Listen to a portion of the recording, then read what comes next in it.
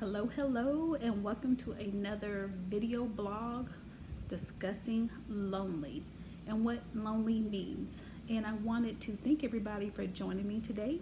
My name is Sharita, and so I wanted to dive in and discuss what lonely means today in today's society, in our generation. So, the definition of lonely is sad because no one has friends or company. Now, sometimes when we hear that, you don't have any friends, you don't have any company, you're kind of like, I don't believe that. But for some people, it's just the way it is. Research shows that loneliness has nothing to do with the number of friends or a person has, or even the number of followers on social media. An individual can still be lonely. So what does that mean to you? Loneliness derives from how a person feels of how relationships should be. It has been discovered that loneliness stems from a disconnect between an individual's expectations of how relationships are to be and the reality of those relationships. Like, for instance, marriages, children, friends, co-workers, family, romantic relationships. I too have had the issue of feeling like I'm lonely in my marriage, and he has traveled for years. He's been in the military as long as we've been together, and I have to honestly say there was a lot of times between his deployments, his TDY or field duties, anytime training, I was lonely. I was lonely for him, and I was searching for him to be there to fill that void. But God showed me that he is not the one to fill that void. Now, don't get me wrong. There's nothing wrong with missing your spouse. There's nothing wrong if you have a friend that you're missing, they moved, y'all broke up, you will miss them. There's nothing wrong with it. There's a clear distinction between that. But what I'm saying is, when we have a place of loneliness in our hearts and we try to fill the void with stuff that's meaningless and stuff that gets you anywhere, it doesn't provide any type of substance to you that won't allow you to feel that way again. So, for instance, I, on the other hand, used to have a shopping addiction.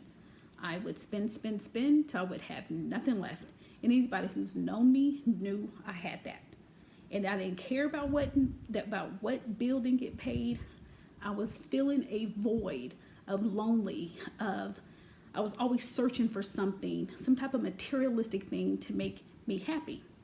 So, and the reason I'm laughing about it now, because now you can't barely get me to go shop and do that stuff anymore. I mean, don't get me wrong, I like to shop, but not like that.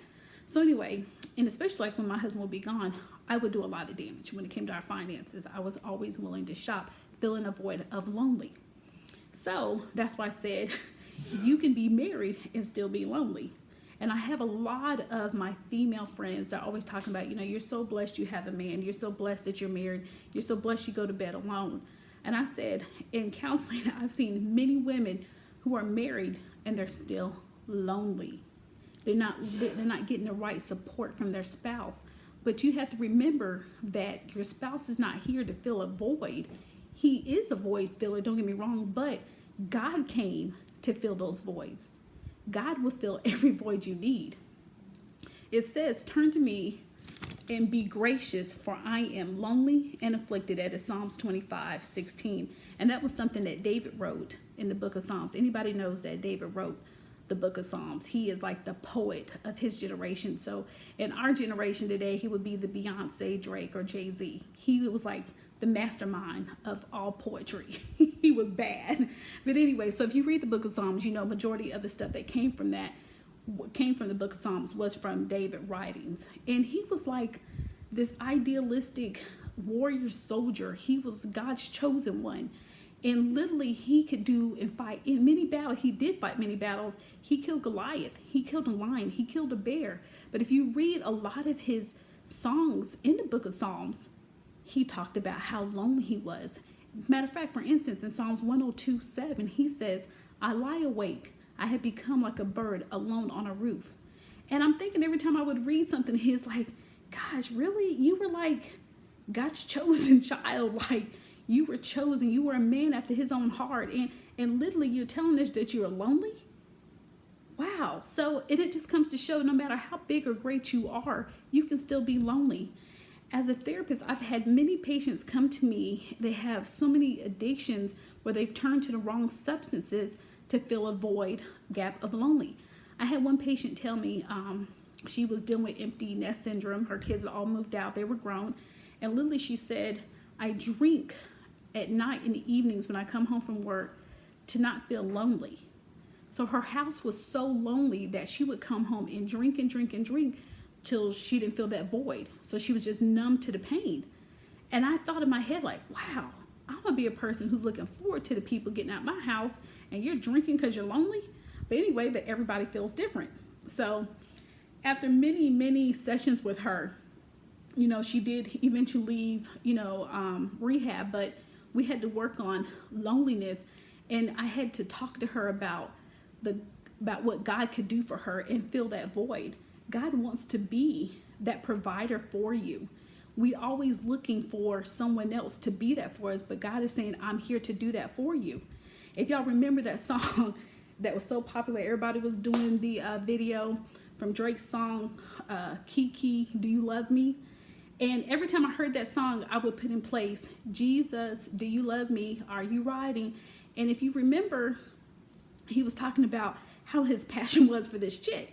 And I was just like, I don't think so. But anyway, everybody's different. Everybody's got their own little thing, so we can't judge. But I put Jesus in that place of that song and what he was saying. God will be your boyfriend. He will be the spouse you need. He will be the preacher you need. He'll be the doctor you need. Do you need him to show up for you in the courtroom? Do you need him to be your attorney? Do you need him to go advocate for you? God will be everything you need him to be if we allow him to be that. So when I talk to people who are lonely, who are dealing with being by themselves, especially women who are fresh divorced, or my young single friends, when they're talking about how lonely they are, they're going to clubs seeking for relationships, spouses, and those are the wrong places to find it. The Bible says, seek ye first the kingdom of God and his righteousness, and all these things will be added unto you. So if you go out and seek in the wrong place, you might actually find something that you ain't really looking for, but then you're stuck with it. I'm just saying, everybody has their own little story to tell.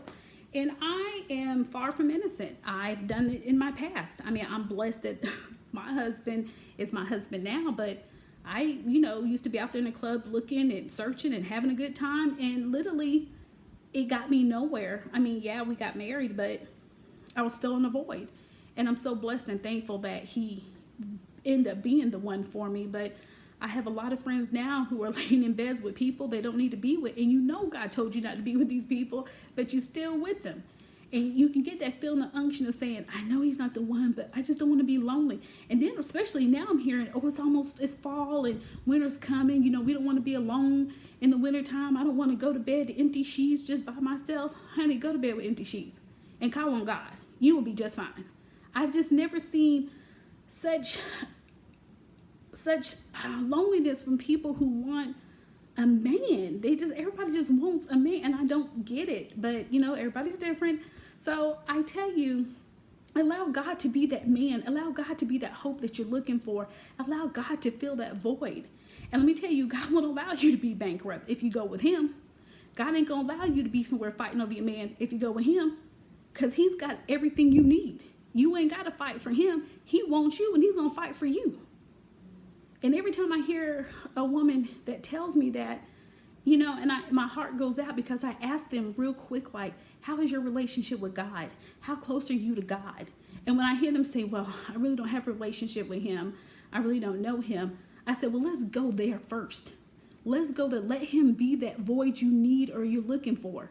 And don't get me wrong, I'm not saying it's going to happen overnight. I'm not saying that once you start this, that you might not ever feel it again, but it's highly likely that you won't. That if you will allow him to be that void, go to him in prayer. Go to him and read the Bible. Go to him and listen. Your praise and worship. God will be everything you need him to be if only you allow him to do it. If you're not going to allow him to do it, trust me, he will walk on by. And you'll be still sitting in the same mess you've been sitting in, and then wonder, like, what happened? And you'll know what happened, because you chose not to seek the one who can be everything you need. He says, I am that I am. I am the great I am. So allow him to be the great I am for you. Even in a marriage, I have to allow him to be that for me, because sometimes I will put this pressure on my husband to be stuff he can't be. And then it's like you're disappointed, And why are you disappointed? You set your own self up. Because I don't allow him the freedom to not be my God. He can't do it. So, women, men, everybody who's out there seeking for this individual person to fulfill these gaps that can't be done. And I've even had the privilege of talking to kids who've been in foster care. They've been adopted. They've been neglected, abused. And I see this all the time. They're looking for what was missing, and you can't fill it with a person. It just can't be done. You have to seek the void and feeling from God. He's the only one who can fix that stuff in your heart. So, I challenge you today to look in the right places and to allow God to be that one. And trust me, don't think like I've made it, like I'm sitting here on this pedestal of high and I don't have my issues, or I've never felt lonely. That's far from the truth. I have to go to God. Every time I'm feeling like this void, like, why do I feel lonely? Like, okay, Lord, I know I need to spend more time with you, because I know he will fill those gaps in my life. And every time I hear a woman tell me, like, I'm headed to the club tonight because I'm about to, and I mean, literally, I hear this all the time. And I'm like, well, what are you going there for? Well, I'm going to go turn up for a little while, but, I hope, I'm going to find me somebody out there. Somebody going to be my mister. Okay, go out there and find you a mister. Then you will be turning to God, because the mister turned out to be a hot mess that you didn't even need in the first place. So, ladies, look to the great I am to be that mister, to be that who you need him to be, because he will be that for you. And I wanted to discuss that it shows in research that loneliness can have such a tragic effect on your life. This impact can affect you physically. And it says that feelings of loneliness has shown to increase an individual's death by 14%. That's crazy to me, that loneliness can cause you to die. And you see it all the time with older couples. They've been together for 50 plus years, and once one of them dies, the spouse dies, the other one dies shortly after. And it's just, imagine, besides the grief of that, but the loneliness of that person being gone because you spent so many years with them. So, this is really important for us to dive in and tackle and learn to allow God to be that person. He says in the Bible, it's Hebrews 13:5. God says, I'll never leave you or forsake you. He said he'll never leave you or forsake you. You can't have that guarantee in a person. You don't have that guarantee in a man. God says, I will be that for you. But if you allow me to be that for you, I can do that for you. Like David had this strong relationship with God, but he still was lonely.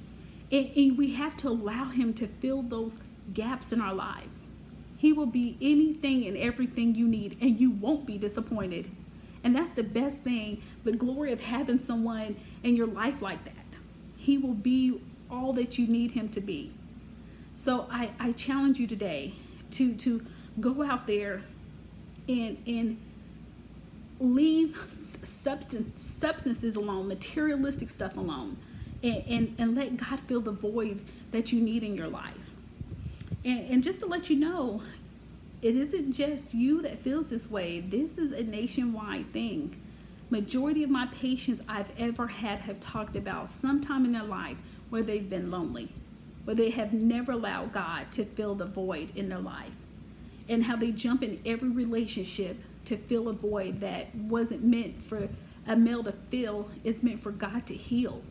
So allow God to heal you and allow him to fix anything broken in you, and stop looking for it from the world, because the world can't give it to you. They can't give it to you at all. Trust me, I've been there. The world can't give it to you. And if you would allow him, God, to fix it, he will. So I'm going to leave you today with that. This was called lonely. And once again, the definition says sad because one has no friend or company. But let me tell you something, God will always be there. You call on him in the middle of the night, he's going to be there. You go into the shower and talk, he's going to be there. God hears everything, and he loves you. He sent his son for you. And Jesus died on the cross for you. So he wants you to know how much he loves you, and you don't have to be lonely. You don't have to be out here searching for someone who's not going to care for you like he does.